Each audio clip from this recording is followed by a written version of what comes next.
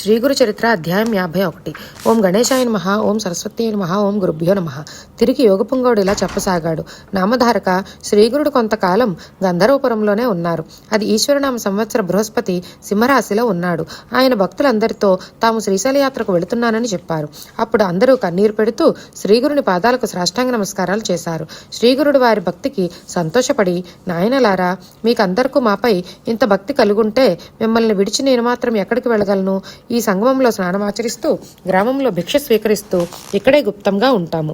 సామాన్య దృష్టిలో మాత్రమే శ్రీశైలం వెళ్ళినట్టు, ఇక్కడ లేనట్లుగా కనిపిస్తాము. ఇక్కడ ప్రతిష్ఠిస్తున్న మా పాదుకల రూపంలోనే ఇక్కడ ఉంటాము. మీరందరూ సంగమంలో స్నానం చేసి సాక్షాత్తు కల్పవృక్షమైన ఈ రావి చెట్టుకు ప్రదక్షిణలు చేసి మీ అనర్థాలను తొలగించుకోండి. ఇక్కడ పాదుకార్చన చేసిన వారికి సర్వభ్రమలు తొలగిపోతాయి. 3 పూటలా మా పాదుకలను పూజించి నీరాజనమిచ్చి నిర్మల హృదయంతో మమ్మల్ని పూజించే వారికి కోరిన కోరికలన్నీ సిద్ధిస్తాయి అని శ్రీగురుడు తమ పాదుకలను మఠంలోనే విడిచిపెట్టారు. ఆయన మఠం బయటకు వచ్చేసరికి సాయందేవుని, నందిశర్మను, నరహరిని కలిసి తీసుకుని శ్రీశైలానికి బయలుదేరారు. కొందరు శిష్యులు గంధర్వపురంలోనే ఉండిపోయారు. శ్రీగురుని దగ్గర సన్యాస దీక్ష తీసుకున్న కృష్ణ సరస్వతి, ఉపేంద్ర సరస్వతి, బాల సరస్వతి, మాధవ సరస్వతి మొదలైన వారు అంతకు ముందే శ్రీగురుని ఆనతి మేరకు తీర్థయాత్రలన్నీ గావించుటకు వెళ్లారు. భక్తులందరూ మమ్మల్ని అందరినీ ఊరి పొలిమేర్ల వరకు సాగనంపి శ్రీగురుని దివ్య రూపం కనిపించేంత వరకు చూస్తూ నిలబడి అటు తర్వాత వారిని ధ్యానిస్తూ వెళ్ళలేక తిరిగి వెళ్ళిపోయారు. శ్రీగురుడు వెనుకటి వైద్యనాథ క్షేత్రం నుండి బయలుదేరినప్పుడు వారి వద్ద సెలవు తీసుకుని తీర్థయాత్రలకును బయలుదేరి శిష్యులు వైఢూర్య నగరాన్ని పాలించిన యవనరాజు శ్రీగురుని కన్నా ముందే శ్రీశైలం చేరుకుని ఆయన రాక కోసం ఎదురు చూస్తున్నారు. శ్రీగురుడు శిష్యులమైన మమ్మల్ని తీసుకుని శ్రీశైలం వద్ద గల పాతాళగంగ దగ్గరకు వచ్చారు.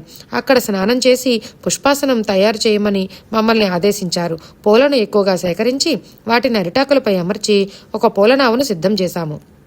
అప్పుడు శ్రీగురుడు దాన్ని నదిపై ఉంచమన్నారు. మేము అలాగే చేశాము. అప్పుడు ఆయన, మేము ఈ పూలనావలో పాతాళగంగను దాటి శ్రీశైలం చేరి మల్లికార్జునుడిలో ఐక్యం చెందుతాము.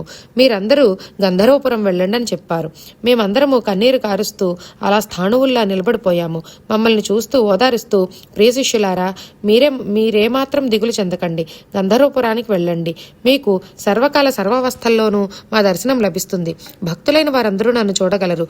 మమ్మల్ని నమ్మిన వారికి ఇళ్లన్నీ కలిమితో నిలుస్తాయి అని చెప్పి పుష్యమి నక్షత్రంతో కూడిన ఆ శుక్రవారం నాడు శ్రీగురుడు పూలనావపై కూర్చుని నది మధ్యకు సాగిపోతూ ఒడ్డున ఉన్న మాతో చివరి మాటగా, నాయనలారా, మీకు సర్వశుభాలు ప్రాప్తించునుగాక. మా చరిత్రను నిత్యం పారాయణం చేసేవారు, అందులోని స్తోత్రాలు పఠించేవారు, నామ సంకీర్తన చేసేవారు మా ప్రీతిపాత్రులవుతారు. మేము ఆనంద నిలయం చేరదలిచాము. దానికి గుర్తుగా తామర పువ్వులు 4 నదిలో నుంచి వస్తాయి.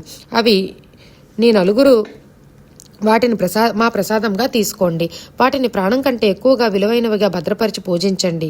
ఇది మా ప్రయాణం అని అన్నారు. తాము ధరించిన కాషాయ వస్త్రంతో తలంతా కప్పుకున్నారు. ఆయన రూపం దివ్య తేజస్సుతో మా హృదయాలలో ఇప్పటికీ నిలిచిపోయింది.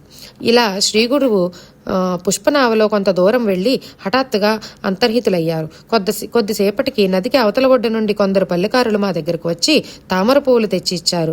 వారి నుండి ఆ పూలను తీసుకుని సాయందేవుడు తలా ఒకటి ఇచ్చాడు. ఆ పువ్వులతో మేము గంధర్వపురం చేరుకున్నాము.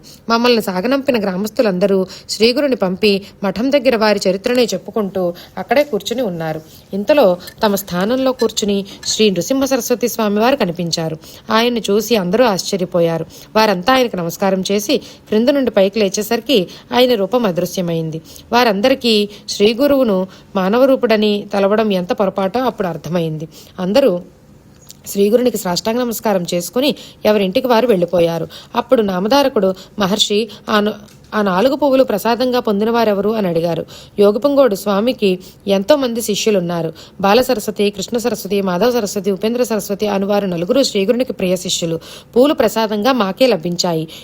ఇదే మాకు లభించిన ప్రసాదము. మనస్సును గురువు పాదాలపై నిలుపుకొని దీన్ని పదిలంగా నిలుపుకున్నారు. అందుకు సాధనంగా ఈ గురుచరిత్రను కూర్చారు. దీన్ని పారాయణం చేయడం వల్ల సర్వ పాపాలు పోతాయి. పవిత్రులైన వారే ఈ గురుచరిత్రను పారాయణ చేస్తారు. ఓం శ్రీ దత్తాయ గురవే నమః. శ్రీ గురు చరిత్ర అధ్యాయం 51 సంపూర్ణం.